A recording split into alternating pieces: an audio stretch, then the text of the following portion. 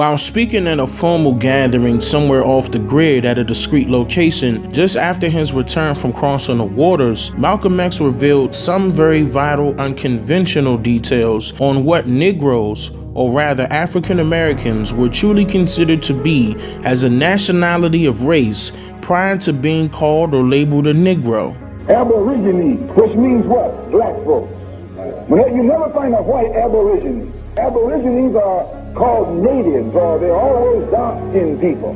You and I are aborigines, but you don't like to be called an aborigine. Malcolm X stated that the rock landed on us after he returned across the waters because he learned new things. He learned that the rock had truly landed on us and that we were from these lands. Dr. Martin Luther King Jr. also stated in his I Have a Dream speech that we are held in exile in our own homeland.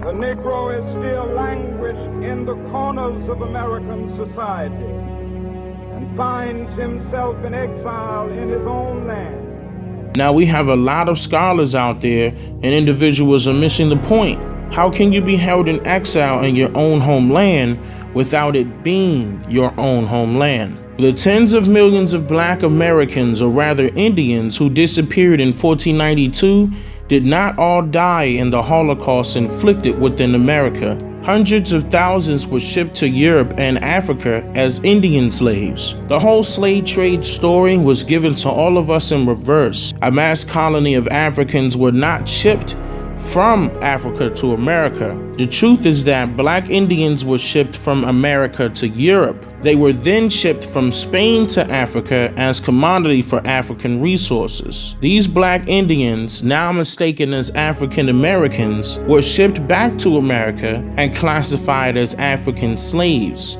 This part of our history is what the school systems failed to mention in history programs. The American Society was an organization formed in 1816 with the purpose of transporting free African Americans, or rather Indian slaves, classified as Negroes back then, from the United States to settle on the west coast of Africa. During the decades, the society operated and transported more than 12,000 people to Africa, and the African nation of Liberia was founded.